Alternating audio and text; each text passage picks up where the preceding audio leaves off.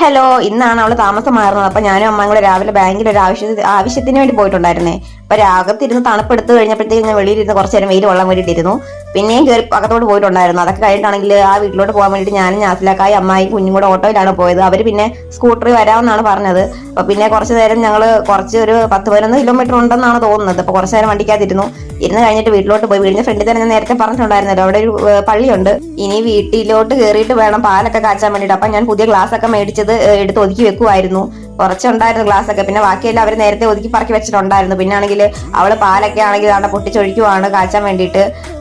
പെട്ടെന്ന് കാച്ചണം, രാഹുകാലം ഒക്കെ ഉണ്ടല്ലോ. പിന്നെ ആണെങ്കിൽ ഞാനാണെങ്കിൽ തിരിയൊക്കെ കത്തിച്ച് എല്ലായിടത്തും കൊണ്ടുപോയി ഒന്ന് വെച്ചിട്ടുണ്ടായിരുന്നു.